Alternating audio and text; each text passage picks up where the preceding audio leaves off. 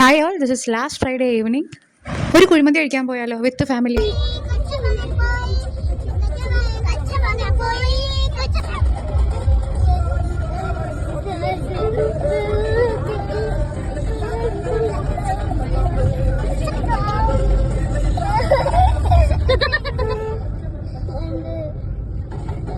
പാട്ടും ഡാൻസ് കഴിഞ്ഞ അവസാനം ഞങ്ങൾ ഡെസ്റ്റിനേഷനിൽ എത്തിയിരിക്കുകയാണ്.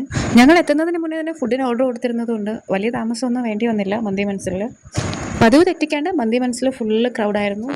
മന്തി കഴിക്കാൻ ഞങ്ങളുടെ കൂട്ടത്തിൽ തന്നെ ഒരു ജാഥയ്ക്കുള്ള ആളുള്ളതുകൊണ്ട് ഞങ്ങൾക്ക് എല്ലാവർക്കും കൂടെ ഇരുന്ന് കഴിക്കാനായിട്ട് ഇങ്ങനെ ഒരു സ്പേസാണ് കിട്ടിയിരുന്നത്.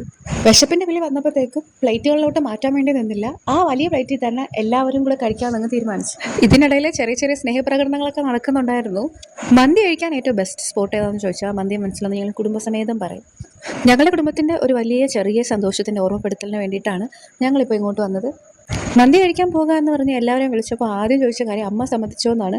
കാരണം അമ്മയെ കൺവിൻസ് ചെയ്യാൻ ഇച്ചിരി പാടാണെന്നതിന് മുന്നേ ഞാൻ പറഞ്ഞിട്ടുണ്ടായിരുന്നു. എല്ലാം കഴിഞ്ഞ് പുറത്തിറങ്ങിയപ്പോഴാണ് ആ കാഴ്ച കണ്ടത്.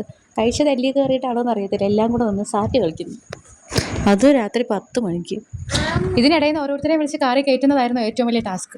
ഒരാളെ കൺവിൻസ് ചെയ്ത് കാറിനകത്ത് കയറ്റുമ്പോഴത്തേക്കും അടുത്ത ആൾ അപ്പുറത്തൂടെ പോകും. അയാളെ പിടിച്ചിട്ട് വരുമ്പോഴത്തേക്കും കാറിൽ കയറിയ ആൾ വീണ്ടും തിരിച്ചിറങ്ങിപ്പോവും. എങ്ങനെയോ എല്ലാത്തിനെയും പിടിച്ച് കാറിൽ കയറ്റിയ അവസാനം 3 വണ്ടികളിലായിട്ടായിരുന്നു ഞങ്ങളുടെ ഈ യാത്ര. ഫാമിലിയുടെ കൂടെ സ്പെൻഡ് ചെയ്യുന്ന എല്ലാ ടൈമും ഒരു പ്രത്യേക വൈബ് തരാറുണ്ട് ഞങ്ങൾക്ക്. അടിപൊളി നൈറ്റ് വ്യൂസും കണ്ടിട്ട് ഞങ്ങൾ തിരിച്ചു പോവുകയാണ്. അപ്പോൾ അടുത്ത വിശേഷമായിട്ട് വീണ്ടും കാണാം. ടാറ്റ ബൈ.